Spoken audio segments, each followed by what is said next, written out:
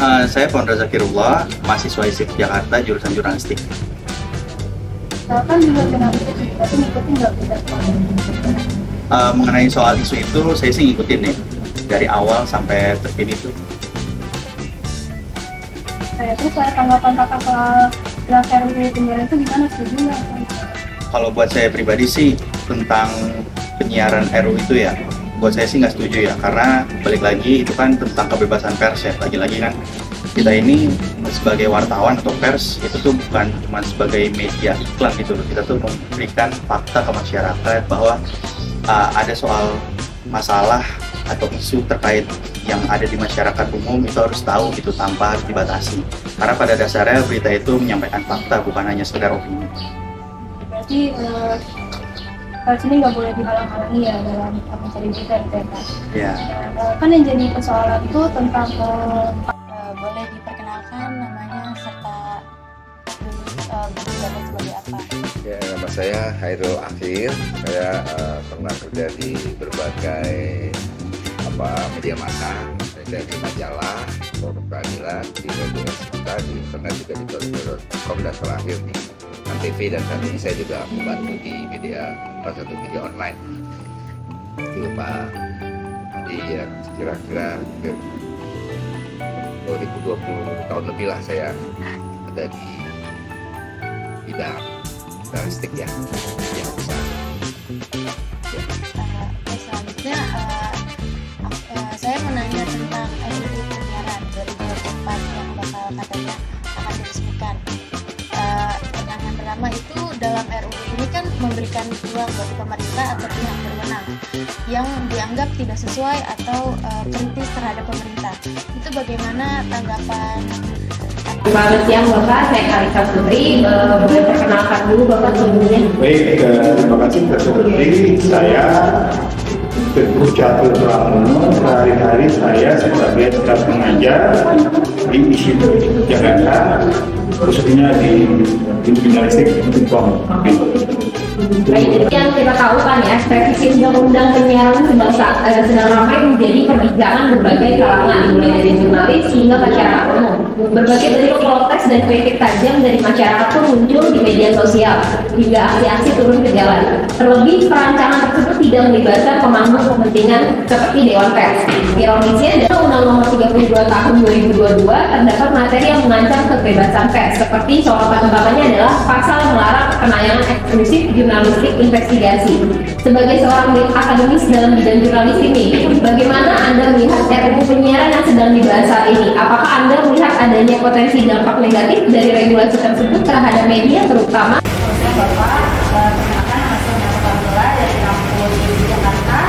Dan Bapak siapa? Saya Ruhan Mimi, saya dosen di ISIP Jakarta, juga praktisi jurnalis dan pengurus salah satu organisasi keuangan.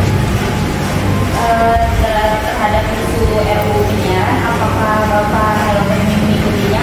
Ya. Menurut Bapak, apa sih tanggapan Bapak tentang penilaian dampak dari perubahan yang diusulkan dalam RUU penyiaran terhadap praktik jurnalisme sehari-hari? Yang paling menyentak perhatian dari undang-undang itu adalah di undang-undang yang menyebutkan bahwa produk jurnalistik investigasi itu tidak boleh disiarkan secara eksklusif. Tapi kita mesti balik ke belakang bahwa jurnalistik investigasi itu adalah inti.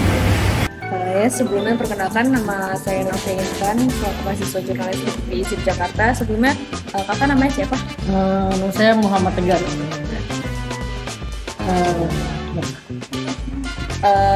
Kak Tegar, saya dengar-dengar kan pernah magang ya di program TV nasional. Apa benar kalau itu pernah magang? Terus kalau boleh tahu di stasiun TV mana? Oh iya, ya kebetulan bulan Agustus kemarin saya magang di kelas 7 di program Sport 7 kebetulan. Nah, baru-baru ini kan ada isu terkait perubahan undang-undang penyiaran. Lalu menurut Kak Tegar sebagai mahasiswa yang pernah magang di TV nasional nih, gimana sih pendapat Kak Tegar tentang undang-undang penyiaran di Indonesia ini dengan adanya rencana perubahan UU penyiaran itu? sebenarnya sebelum ini kan belum diubah ya, baru rencana kan.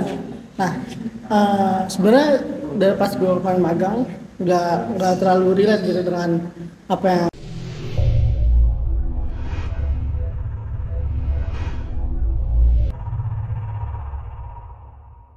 Bagaimana tanggapan Saudara Bayu sebagai mahasiswa jurnalis tentang RUU penyiaran yang sedang kontroversial pada saat ini? Ya, RUU penyiaran ini ya terlalu termasuk ugal-ugalan ya dalam membuat draft RUU-nya.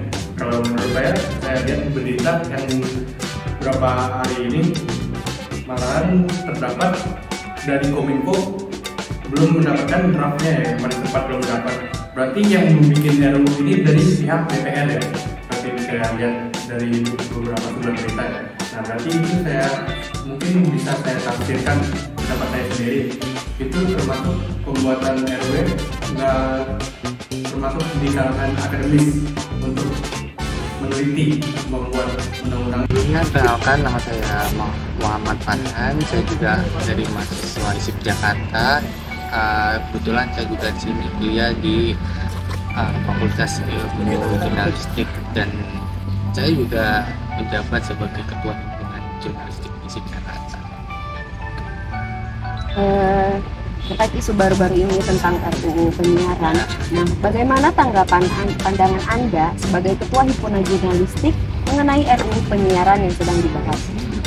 Kalau menurut saya ya, hal ini sangat menjadi hambatan sekali, terutama untuk para wartawan atau jurnalis yang memang sudah